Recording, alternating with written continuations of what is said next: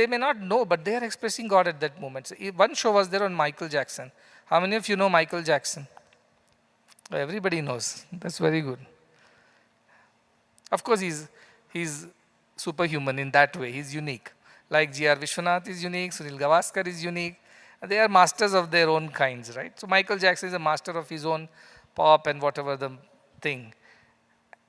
He was born in a family that was struggling to make the two ends meet. And they were typical African American people who were very good at music, dance. It is there in their genes. All these Africans are like that. It's natural to them. So he and his brothers and his father were touring, singing, dancing. He was the younger one. They were older brothers. But he was the finest amongst them. He was shining. He was standing out.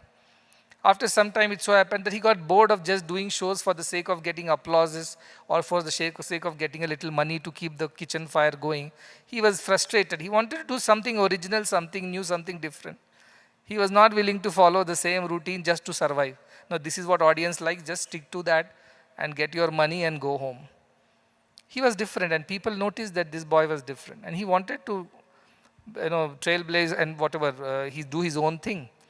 But poor family, pressure of the father, pleadings of the mother, he had to bear it all. So he had a poor, difficult childhood because of his father's constant nagging. Anyways, at some point in time, he, called it a day with his family music troupe and said, I'll do my own thing. He took the plunge. Because there was something original waiting to happen within him, which could not wait any longer. It was the God that, ready to burst forth through him and express itself. And what did he do? He went about doing his own thing. He took his risks. I'm sure he would have starved many nights. He would have done all kinds of things. Finally, he became what he became. At that point in time in the show, of course, this is somebody else performing his role, but did a great job. There is a storytelling that the journalist is there and they're doing a video on him, and he's going to do his best show at that point. He's preparing for it. And that is the biggest risk also he's taking, for which sake he has even mortgaged his house, everything, because he wants to do something grand and amazing. And those who know, that was, I think, one of the last big tour that he did. He spent a lot of money, 3 plane loads of equipment and people who would travel with him around the world, 3 plane loads. And he put everything of his at stake to give it the best. He took that risk. Means if it would have failed, he would have lost everything that he had built. But he took. So the journey lasts. How do you get these ideas? Where does it come to you from?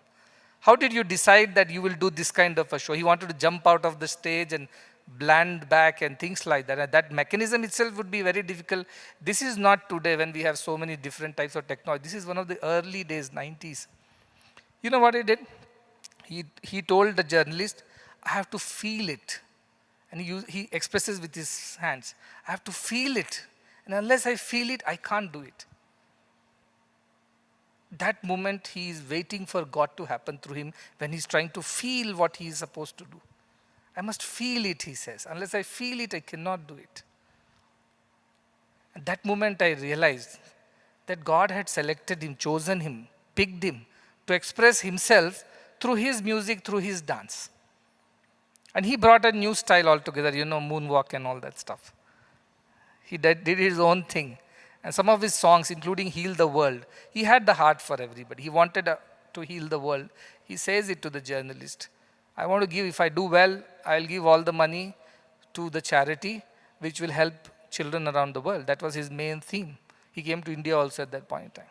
But what I'm trying to say is that in that show I saw, and immediately those who were around me I told, the first thought that comes to me when I watched this is, Yad yad vibhuti mat sattvam Srimad urjita mevava tattadeva vagachatvam mama tejo amsha sambhava. In Michael Jackson I saw Krishna. His glory, his grandeur, his effulgence, his divinity.